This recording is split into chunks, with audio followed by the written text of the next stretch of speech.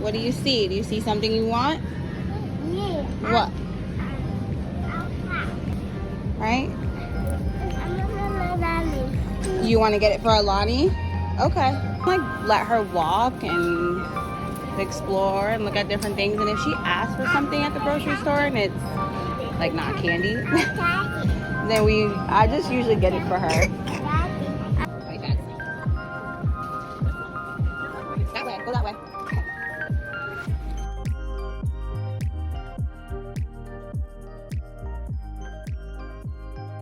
Hey guys, welcome back to my channel. My name is Allison Leah. If you are new here, welcome. This channel is all about baby, mommy, some hacks that I'm going to share with you along the way, and just overall family well-being. Without further ado, let's hop into today's video, which is all about toddler hacks. So the first one is picky eating and ways to kind of deal with that. Now, my second is in a stage now where she'll pretty much eat anything on the plate.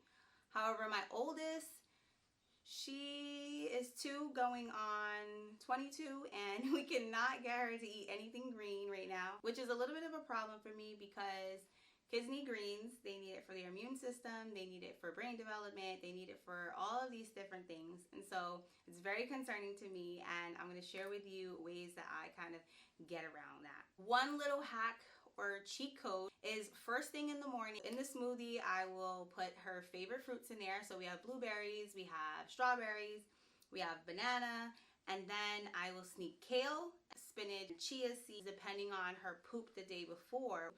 I will put in a little bit of flaxseed into that smoothie. This is the way that I've kind of troubleshooted that whole like not wanting to eat things green. Will I still serve her green vegetables at dinner time? Absolutely. She still needs to be exposed to them. The other piece is pay attention to the healthy foods that they will eat and capitalize on that. So for example, Ayla really loves hard-boiled eggs. In those moments where she doesn't want to eat meat for whatever reason, and usually it's a texture thing, I will have boiled eggs already deshelled in the fridge for her. She can probably eat 3 in one sitting. It's kind of gross. So she loves those, so we do use those as a source of protein when we see that she's not really getting those things in for mealtime. The other hack that I actually learned, I was doing a little bit of research on my own, and I also found that if you put the dessert, whatever it is, if it's cookies or it's an ice cream, whatever it is that you give your child, you put one cookie on their plate and a veggie next to it, and then you have your protein and your fat. The child will then start to understand that my mom's like super psycho crazy over sweets. If you act super psycho crazy over sweets, and guess what they'll want more of? Sweets. So that's one hack that I have used with Ayla, and it seems to work fairly well. Now, there have been moments where she won't eat anything at all, and she'll just eat like yogurt and stuff, and whatever. That's a source of protein. We give it to her. If she's not eating the chicken, she asks for yogurt, we give her the yogurt so that she can fill her belly with protein and, of course, some healthy fats and things like that. The next thing we're truly struggling with is getting dressed. Now, is this perfect? Have I gotten it down packed to the point where no, we don't need any assistance from mom and dad without like tantrums and things like that? No. And when I say like it's a problem almost every morning, and it wasn't for a while. Like it started off like that, and then it phased out a little bit, and now we're back to this like we don't want to get dressed situation. So not quite sure what that's about, but she's into princess dresses now. So we have done a few different things. So one thing we do to get her to get dressed and kind of incentivize the whole process is that we'll allow her to wear her princess dresses. So she has an Elsa dress, she has a Mickey Mouse who's not a princess, but she has other outfits with the characters that she really likes on the dress. She tends to be easier going when we allow her to pick one of those dresses, simply letting them choose. Something that we don't really recognize as parents because we're so used to doing everything for them, but sometimes you have to take a step back and really look to see what the behavior is and how independent they are. So lately I've been giving her 2 options. Hey, do you want to wear this or you want to wear this? Now, both of those options I chose, so it's truly still my option, However, you're giving her a little bit of say in which one she wears. Are both appropriate for the weather? Yeah. Are both something that she would want to wear? Yes. And then when you give them the space to kind of pick, things go a lot more smooth. Sometimes I will put on Frozen or Encanto or Moana so that she's able to kind of be distracted as I'm dressing her and, you know, doing her hair and things like that. So one thing I will suggest, buy clothes with their favorite character on it. Buy clothes that you know they want to wear, especially for little girls. If it's a dress, buy a bunch of dresses. It's not going to kill them. If it's cold out, put a pair of leggings underneath or some tights, and they absolutely love it. So that's the other piece. And as far as their hair goes, I was doing Ayla's hair every day because I couldn't braid it. I did fracture my pinky, so I was unable to braid her hair, which is normally what I would do. It would last for like a week or a week and a half, but that has not been the case for almost a little over a month now. So she just got her hair braided. In fact, she has to get it re-braided at some point this weekend.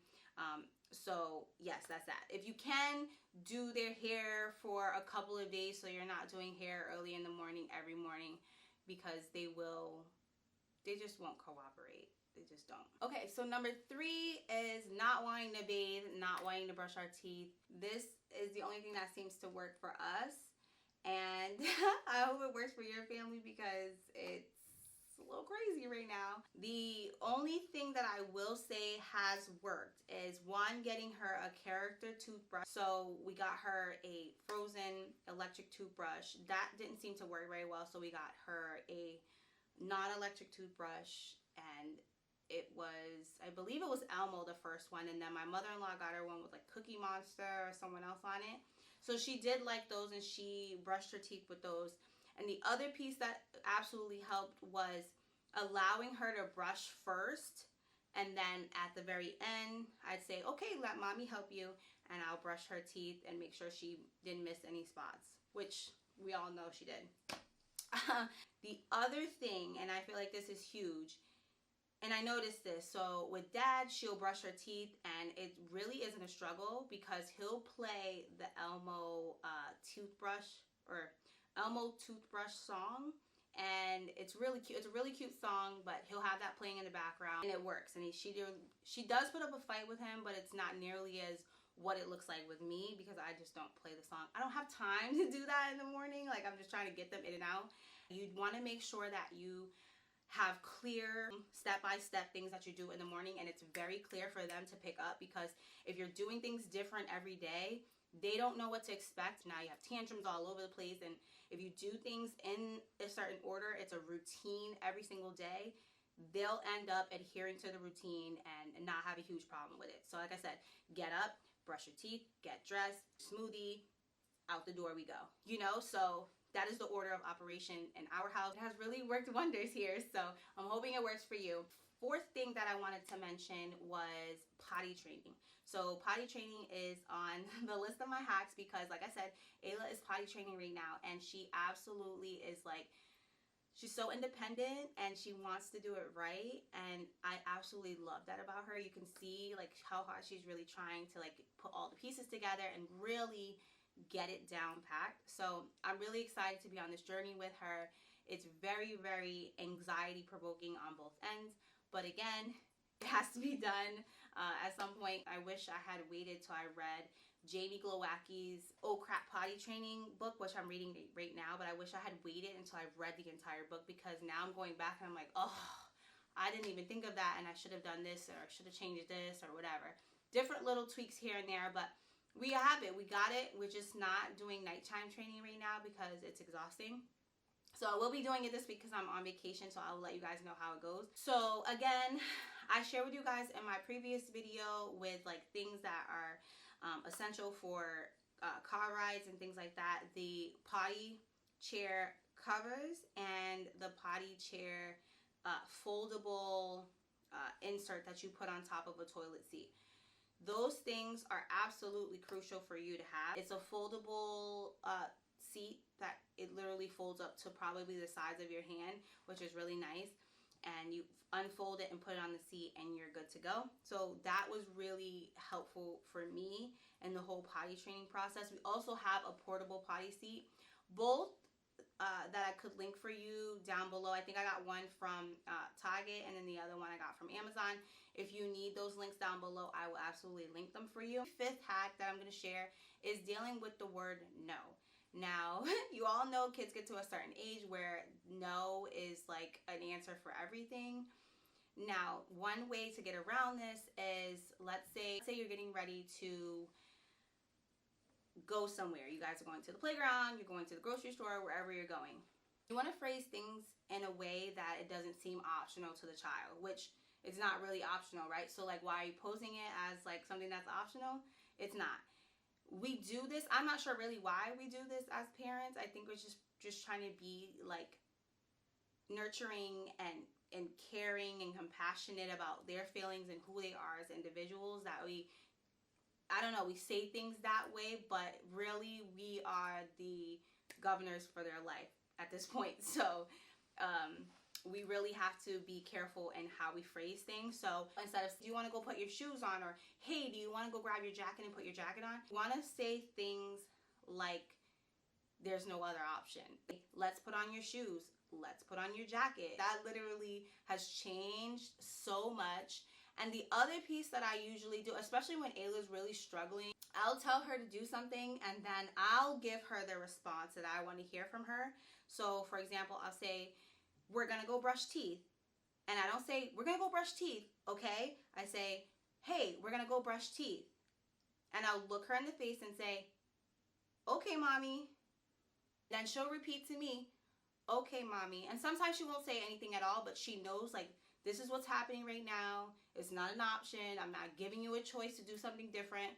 Another hack that I want to share with you is a diaper bag. Now, the diaper bag has really changed for me because, like I said, Ayla's potty training now. I'll pack maybe 3-4 diapers for Alani, some wipes for the both of them, 3 pairs of underwear for Ayla, and a change of clothes for each. The only other thing I will put in there is probably a snack for each of them, and then their own cups. That is all I put in a diaper bag. I don't put anything too crazy because I get overwhelmed when there's too much in like too much in a bag. As a mom, like you can't have all these bags. It's too much. So limit yourself as far as like bags go. You'll save yourself a lot of headache. Do the trunk caddy like I showed you in my previous video. The very last thing I'm going to share with you is dealing with behaviors while you're out and about at the store.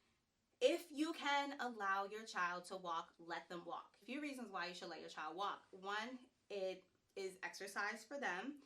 It's another way to kind of like spend some of that energy that they have, because let's face it, all kids have a ton of energy and you're like, where do you get this from? I'm exhausted. So let them walk around if it's safe to do so, and if you're not like too overwhelmed, especially when you have your mom, spouse, whoever supports you with you in that moment. Allow the child to kind of walk around and use their feet and look around, explore. Like, it's also a learning opportunity for them as well.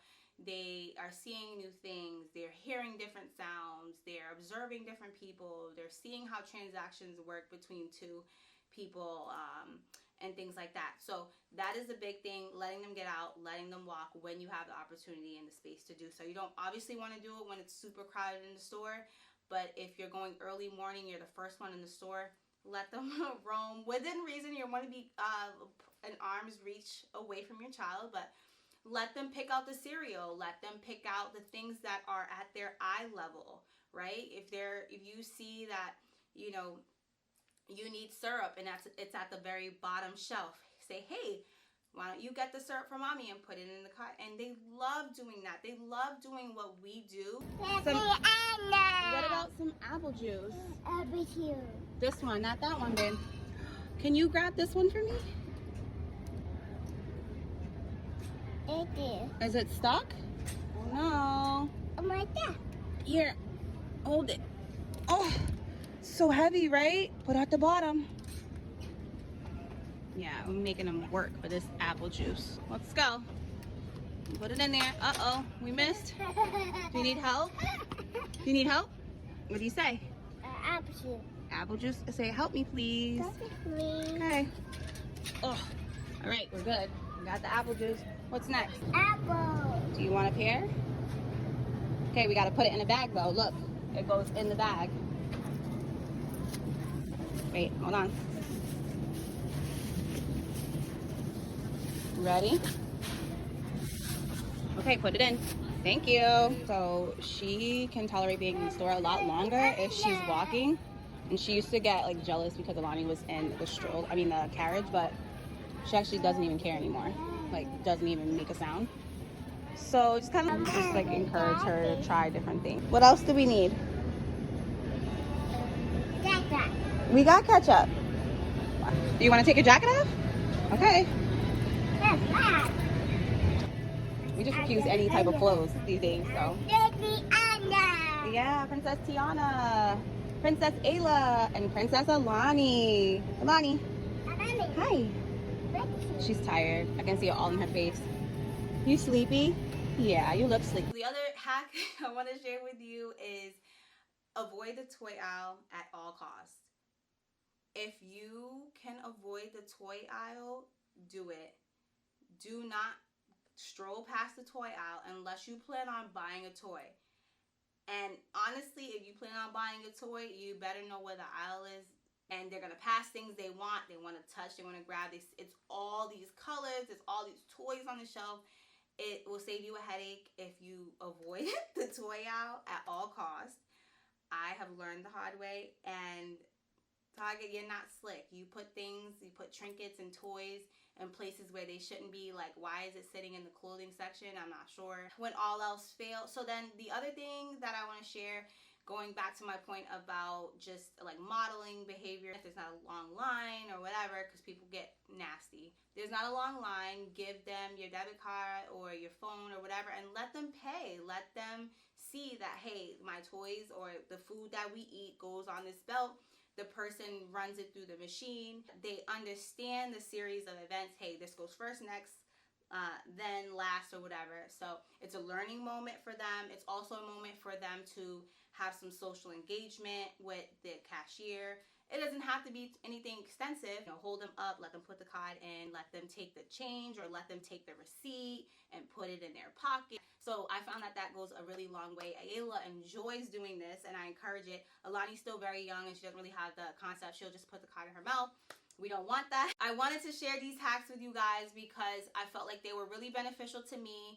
If you do try any of the hacks that I share in this video, let me know. I would love to hear how they work for your family. If they work, if they don't work. I hope to see you all in my next video. If you have not subscribed to this channel, please do so. Give this video a thumbs up. Hit that notification bell because I will have more content coming your way. And I will see you all next time.